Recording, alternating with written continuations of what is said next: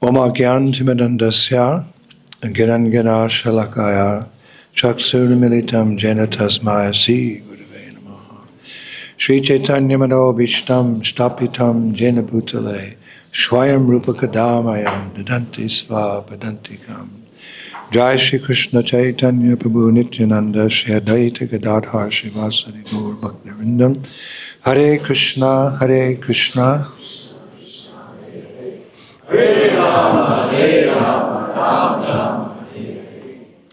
So to begin with, thank you everyone for inviting me here this evening. I'll be honest with you, one of the main reasons that I accepted your invitation was that I saw a beautiful photo of my Ishtadev, Lord Nrsimhadeva, on the invitation. Did you get an invitation? There's Nrsimhadeva there. Yeah, it's just his appearance day, a couple of days ago. And I took that as a cue to come here and speak something about him this evening. Svadhu, svadhu, pade, pade. And of course have kirtan. I was also thinking that it's appropriate to visit you because your name, your designation, this group is Pandava Sena. That will give chills to the core of us if they're Pandava Sena. No, they're still around. Because Pandava Sena means the army of the 5 Pandavas. And that means you basically identify yourselves as spiritual warriors. Yes, you're all spiritual warriors. Maya dakshena prakriti sutam jaram. It means that this divine energy of mine, Krishna says, is very difficult to overcome. But one who surrenders to me can easily overcome it. So actually we're all fighting against the material energy. Material energy is trying to keep us down till she sees that we're pure enough to go home. And we're trying to rise, we're trying to go up. So in a sense, we're all spiritual warriors. And in fact, this particular group, I was reading the history, Pandava Sena, it was created to fight the attempt to close down Bhaktivedanta Manor. Some of you were not born yet, I think. There was an attempt to close down the manor. So some of the youth, they created this Pandava Sena. We're going to fight. And they won. So I thought surely this evening you'd be happy to hear a pastime about the greatest fighter of all time. Who's the greatest fighter of all time? Bhagavan Nrsimhadeva. Why do we say he's the biggest fighter? Because he defeated the best, or maybe it's better, the worst demon there ever was. There's different asuras. Even today, there's some bad guys out there, but before there were some really bad guys. Ravana, he was a bad guy, he was an asura. His name means one who makes the universe scream. Ah!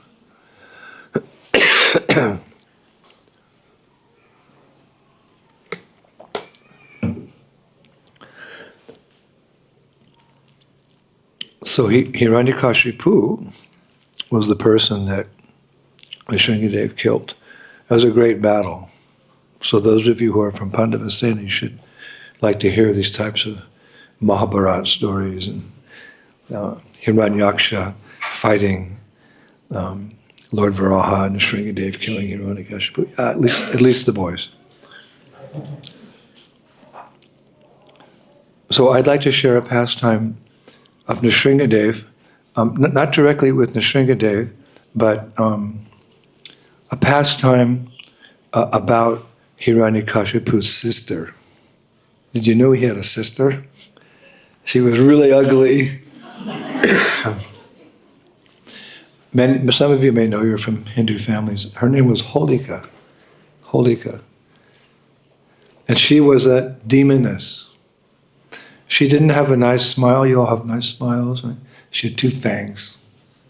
Came out of her mouth down to here. She had a hard time eating apples. But she would eat little children and drink their blood. So actually Hiranyakashipu employed his sister during his attempts to kill Prahlad. You know the story, right? Hiranyakashipu was just so angry that his son was contaminated by pure devotion for Krishna. Some people think like that. I've met many devotees, their parents think they got contaminated by joining Hare Krishna. No. We live the pure life. So when Hiranyakashipu learned that his son was actually a Vishnu Bhakta, and Vishnu was Hiranyakashipu's enemy, he became furious. He tried to change Prahlad by sending him to the Karmi school, where the teachers were Sunda and Amarka. They were atheists, and their hero was Hiranyakashipu ki jai. Don't say jai. And they tried to convert Prahlad to become a Vishnu Bhakta, a demon. But he remained a very staunch devotee of the Lord. He never changed. He never left ISKCON. So as a result, Hiranyakashipu was so demoniac, he wanted to kill his own son. Are there any instances of that in modern society, that the parents want to kill the children? Yes. It's a tough subject matter. It's called abortion. They kill the baby in the womb, and they have so many laws to protect that heinous activity. So these things go on. So it's not difficult to understand. Hiranyakashipu, you're a Vishnu Bhakta. You're my son. I'm going to kill you. So what did he do? He threw Prahlad under the feet of elephants. And the elephant's foot stopped 2 inches above Prahlad. Couldn't do it. He threw him in a pit of venomous snakes. Like, as a torture they used to do in the old days, all these cobras and rattlesnakes and all these, he threw them in there. And they went, Hare Krishna, Hare Krishna, Krishna, Krishna. A devotee is so powerful he can convert even a snake. And they used destructive spells. Ooh, Prahlad, Hare Krishna, Krishna Krishna, ooh, Hare Rama, Hare Rama. They threw him from the top of a hill.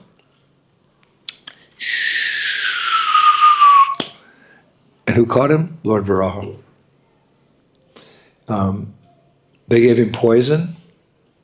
They actually starved him, but he just kept chanting, Hare Krishna, Krishna Krishna, Hare Hare, Hare Rama. So they couldn't actually touch him. Rakhe Krishna Mari Ke, Mari Krishna Rakhe Ke. It's Bengali. If Krishna wants to kill you, no one can harm you. Excuse me, if Krishna wants to kill you, no one can save you. And if Krishna wants to save you, no one can kill you. This is the Lord. And we have faith in that. Sometimes devotees voluntarily put themselves into dangerous conditions to share Krishna consciousness, and they come out fine. Because the Lord really is there. He really is there. Especially if you're chanting His name, He really is there. Because He's present in the sound of His name. It's not just some poetry. Krishna is actually present when you chant Hare Krishna mantra. In fact, Bhaktivinoda Thakur said that all of Krishna's Vrindavan pastimes are present in the Hare Krishna mantra. And if you read Krishna book, there's lots of nice pastimes, right? Some ferocious ones, some loving ones. All those pastimes which melt the hearts of a pure devotee are present in the sound of Krishna's name. So he really is there. You just have to believe that, and then you'll be peaceful.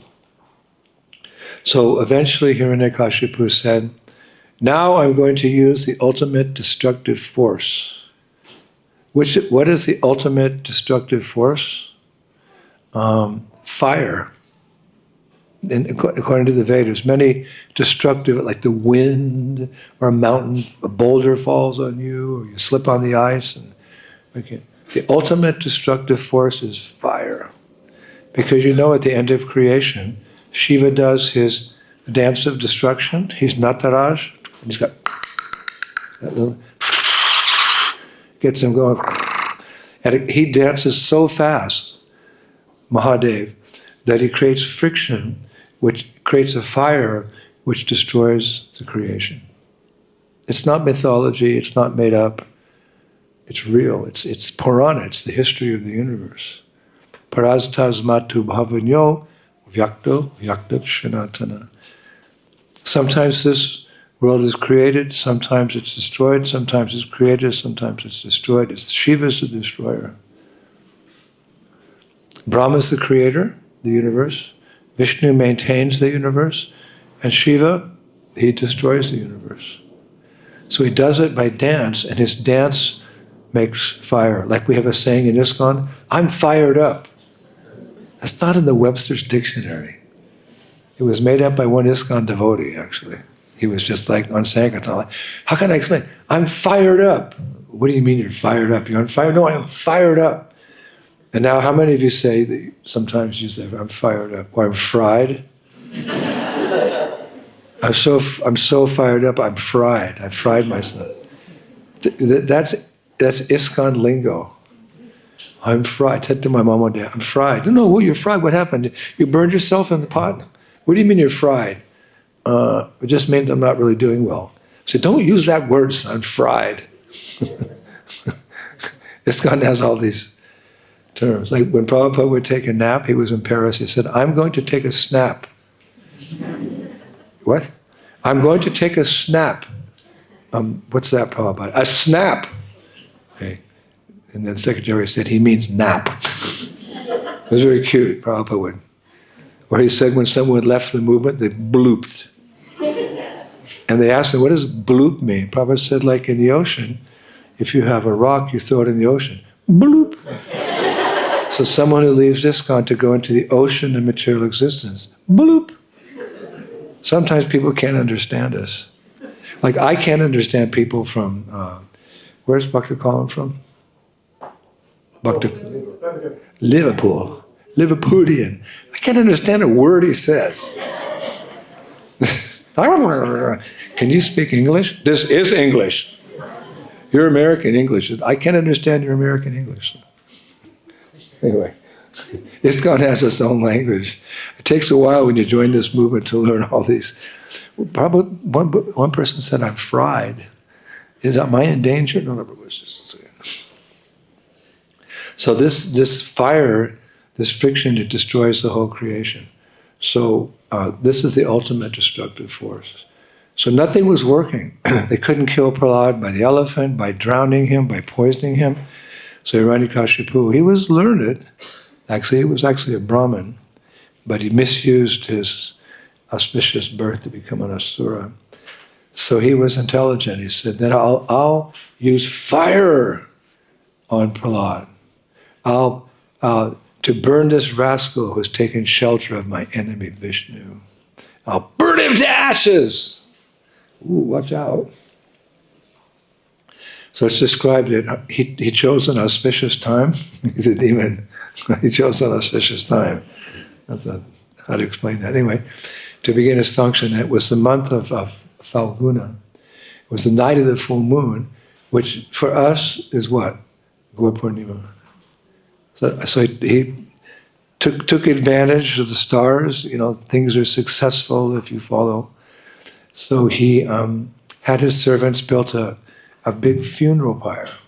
The funeral pyre means where you take a dead body and you place it there and you light it and it burns the person to ashes. He built this huge funeral pyre made of wood, and he put a big, the servants put a big wooden seat on top of the funeral pyre in the middle. And then Hiranyakashipu took blessings of Shiva. Because many times we see these demons, they take blessings from Shiva because Shiva's a pretty amazing personality. He's Ashutosh, he's easily pleased and he's easily displeased. And he associates with all these hobgoblins and witches and scary people. But it's a thankless task because by his association they become purified. Why? Because he's the greatest Vaishnava.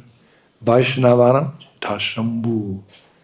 It says in the Bhagavatam, of all the devotees, Lord Shiva is the greatest because he has the greatest compassion. He dresses, like in a tiger skin and puts ashes in the crematorium. He's got snakes and scorpions, tarantulas all over his body.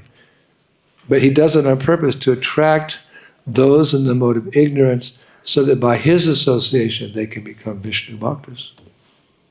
Sadhusanga, sadhusanga, sarvashashtakoi, lavamatra sadhusanga, sarvasiddhi hoy. The devotee's association is so powerful. Even a moment of association with a devotee of Krishna can begin one on the path of perfection. That's why we go out and preach. Even us, we're not pure devotees yet. Well, maybe some of you are, but by your association, people get purified and they become interested in Krishna consciousness. So,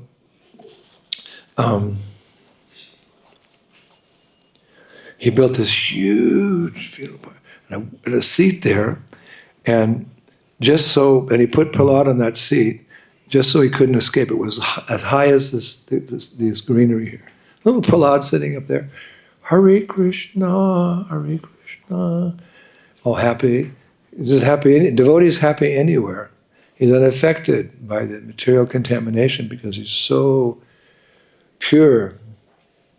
And just to make sure that Prahlad wouldn't escape, Hiranyakashipu had his sister on a wooden seat next to him, and she took Prahlad and put him on her lap. His sister! He put his sister on the funeral pyre. And she took Prahlad on her lap, so he couldn't escape. He would get burnt up and die. That's kind of a mean thing to do to your sister. Well, I'm going to kill this little boy. So you get up there and put him on your lap. But what's going to happen to me? Just get up there. Brothers are supposed to what? Protect their sisters. Right? How many of you have sisters? Do you ever argue with your sisters? Shame. Any girls have brothers? Raise your hand. Okay, so I'm telling all the brothers, from now on you do whatever your sister says. Right, girls? If she wants some ice cream, a new sari, a ride to school, you go, yes, ma'am. Yes, this. I'm just joking. But anyway, sibling rivalry, it's there in youth, but when you get older, your sisters and brothers become your best friends, actually. It's so sweet. It's just nature's way. So that's pretty mean. Hey, sis, get up on the funeral pyre and hold that little boy, and I'm going to light this. But there was actually no problem because Holika had received a boon from Lord Brahma. Lord Brahma gives out a lot of boons. He gave a boon to Hiranyakashipu, which, it was almost made him immortal. Actually, at the end of this pastime, the 7th canto, Nrsimhadeva says to Brahma, stop giving out boons, okay? It's like, I had to come all the way from Vaikuntha, and I'm pretty busy up there. So she sat there on this wooden chair in the middle of the wood. And he was just smiling, Hare Krishna, Hare Krishna. She's like, what's wrong with this kid? And so Hiranyakashipu, he lit the funeral pyre. In Vedic culture, the son is supposed to light the funeral pyre of the father, not the other way around. That's the Vedic way. But he did the opposite. He used religion in the wrong way. And he did it with like that. And this fire was the potency of Shiva. It was the potency. He got the blessings of Shiva to use this energy, this most destructive force, fire. So this wasn't just any fire. This was the fire at the moment of the destruction of the cosmos. It wasn't like you light a candle or you turn on the stove. No, that was that potency. It was like the fire at the end of the universe. And, it was so bright that Hiranyakashipu couldn't even look at it. It was so powerful. It could burn up the cosmos. It's just supposed to burn up a little bunch of sticks, some logs. So finally, when the fire cooled down, Hiranyakashipu was like this. Ha ha! Finally! Prahlad's been burned, and my sister Holika, she had the boon from Lord Brahma that she would never get burned by fire. That's the boon he gave her, Holika. You'll never be burned by fire. So Holika said, yeah, I'll get up there and I'll sit there, no problem. Come on, Prahlad, you're going to get burned, not me. She had a boon from Brahma. So, and then Hiranyakashipu opened his eyes, and there's Prahlad walking away dancing. Hare Krishna, Krishna Krishna, Hare Hare. And where's Holika? She's all burnt up.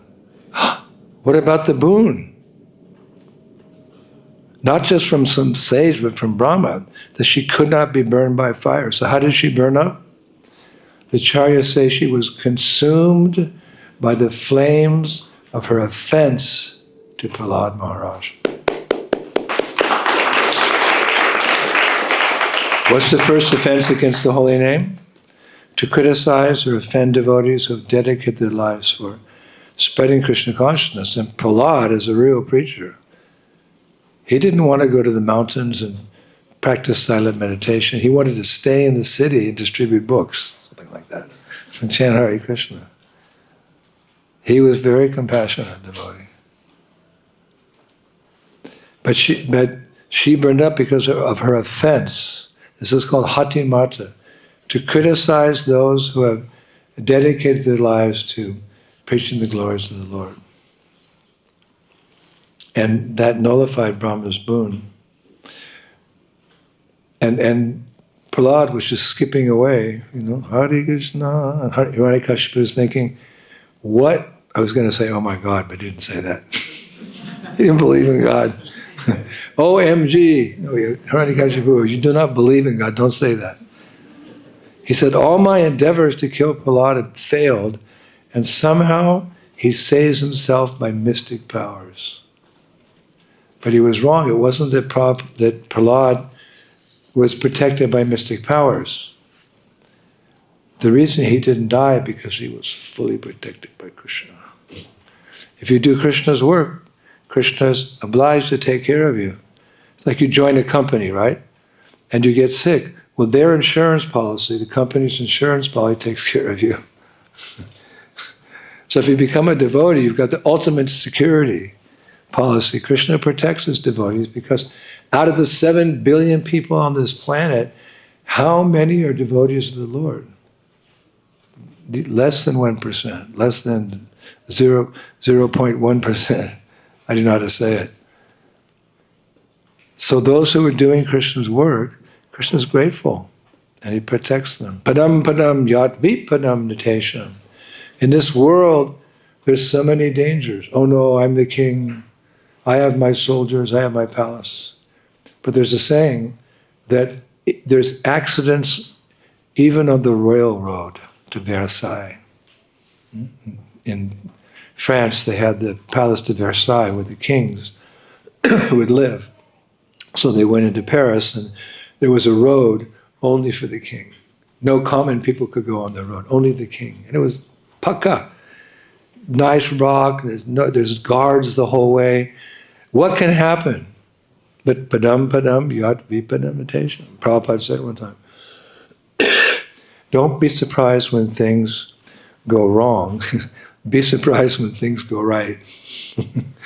So padam padam yat vipadam. We have to expect the dangers will come.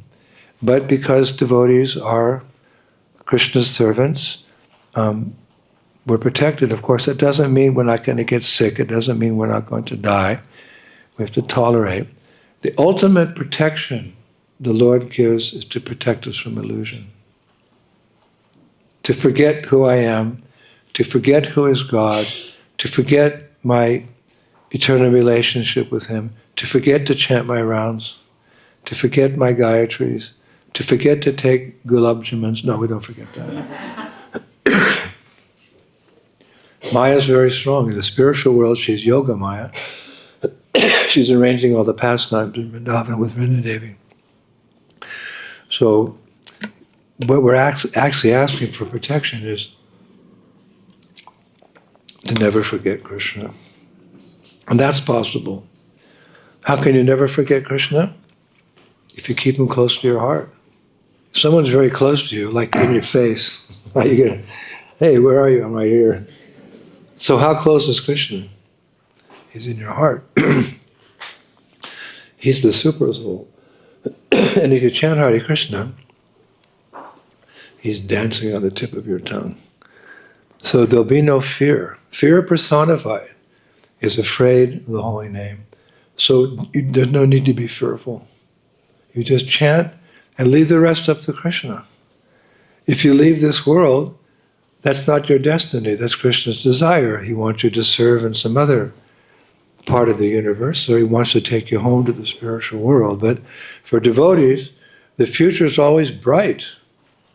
We're on our way back home, back to Godhead. The materialistic people, by their nefarious activities, are going down, down, down to hellish planets.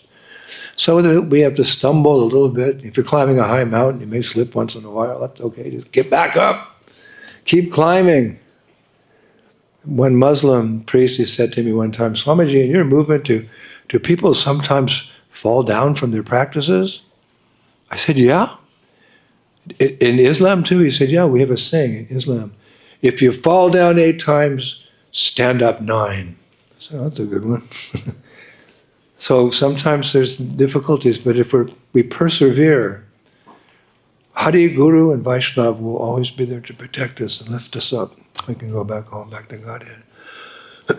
So when there's danger, chant Hare Krishna, Krishna Krishna. So this, the destruction of Holika, this is a festival that's celebrated in India. It's called Holika. Holika. And people in India, even in Vrindavan, they celebrate this on Gaur Purnima. People reenact this pastime to honor the Shraddha, the quality of faith that Prahlad Maharaj had, that the Supreme Personality of Godhead felt it necessary to protect him. And in Vrindavan, they hold this festival at a lake. It's called Prahlad Kund. There's a lake. It's not a Rajbasi name, right? But Prahlad Kund. And they've been holding this festival since time immemorial, because when did this pastime happen? In Satya Yuga. Then there was Treta Yuga, Dwapara Yuga, and Kali Yuga. People are still, because they're so impressed with the faith of Prahlad. I asked Tamal Krishna Maharaj, my dear godbrother, one time, what's the most important quality to look for in a disciple? Should they be clean? Should they be truthful? Should they have a desire to serve? He said, yes, but the most important quality of a disciple is Guru Nishtha, is faith in the Guru. Yasya Devi Para Bhaktir Yata Devi Tata Guru. One who has full faith in his spiritual preceptor, his spiritual master, and the Vedic literatures. The full import of Vedic knowledge, whatever you need to know to get out of this world and back into the spiritual world, you'll get it by blessings. We make more advancement by blessings than we do our attempts at sadhana. That doesn't mean we shouldn't do sadhana, but our masters are very kind, they're very benevolent. And when they see we're trying our best, Shakespeare said it falleth from heaven, from above, as a light rain upon those below. This is mercy. So we try our best. So to honor this Shraddha, this faith that Prahlad Maharaj had in Krishna, they reenact this festival. Even Krishna, when he was here, I was reading, he participated in that festival, because Krishna appeared in what? Dwapara Yuga. So even Krishna, every year of his life, he would go to Prahlad Kund and observe this Holika, this festival where they celebrate the destruction. What they do is they build a big effigy, means like out of straw, a big monster witch with 2 big teeth, like that. And they put her on top of this thing and they light the fire And they run around it, Haribo. You might think it looks like some kind of African dance or something, but that's just what they do. They go, Haribo, Haribo, Haribo. And it burns all night. It's huge. And in the morning when the sun comes up, the tradition is that people go to their homes and they get colored dye in the form of powders, and and with syringes, they throw the dye with the powders. What's that called? Holi. So the original Holi, because Krishna appeared in Dwapara Yuga, right? This is Satya Yuga. So the original festival of Holi comes from this pastime of Holika. So you learn something really interesting. We all like Holi, right? Did you play Holi? Ho, ho, Holi, they say in Varshana. I went there.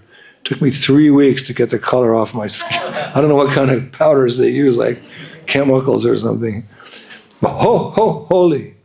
And Radha and Krishna would play Holi. That's the mood we celebrate. But Vishwanath Chakrabarti Thakur, in his writings, he says, this is the original Holi, even before Krishna's holy pastimes with his girlfriends 5,000 years ago. So this pastime of honoring, we love to honor Vaishnavas, right? Because Vaishnavas are showing us the way. If you're lost in some horrible jungle with lions, tigers, and bears, oh my, and you don't know how to get out, if someone comes and says, I can take you, and takes you by the hand, and leads you out of the jungle, are you not going to feel indebted to that person?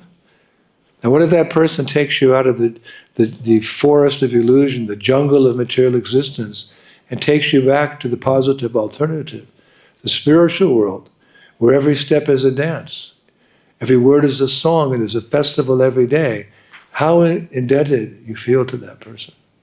You want to glorify your guru, or your gurus, or your friends, or anyone who helps you on the path. You feel indebted like that. So this is our culture, to feel gratitude and express our gratitude and our love to those who are our teachers. And because we feel ourselves the servant of the servant of the servant of the servant of the servant, we're the lowest.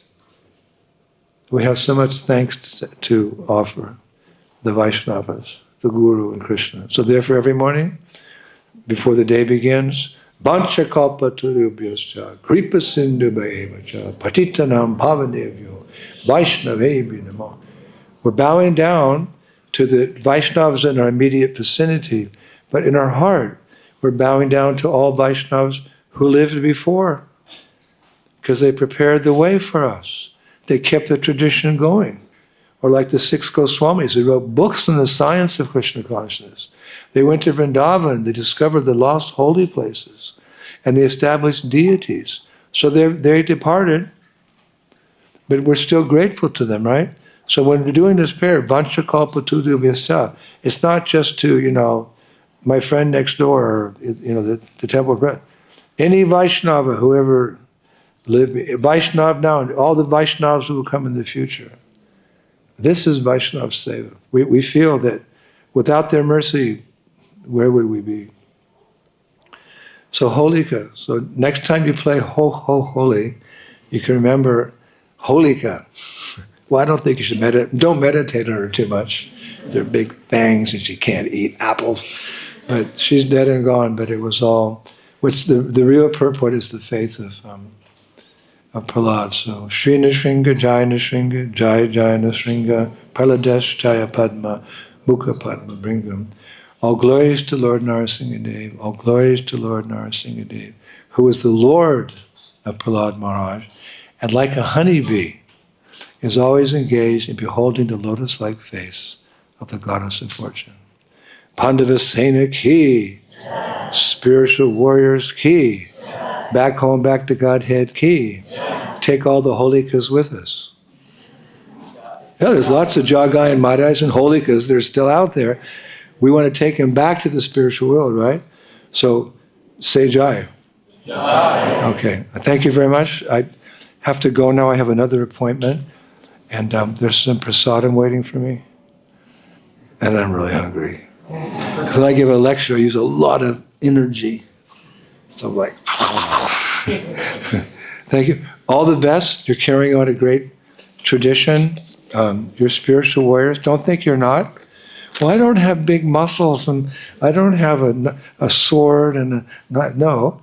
You're very courageous. You've turned your back on material existence. And Maya always tries to test a devotee to see if they're really sincere about going back to Godhead. She has lots of tricks up her sleeve. So if you can resist, nope, I'm going to chant my rounds. I'm not going to go on the internet and watch this, that. If you're a strict devotee, then you'll make it back home, back to Godhead. So you're spiritual warriors, and I'm very happy to be in your association. I think this is the third time I've come here. So can I come again next year? Excuse me? I don't hear anything. Oh. Okay, I'll come. Thank you. Bye.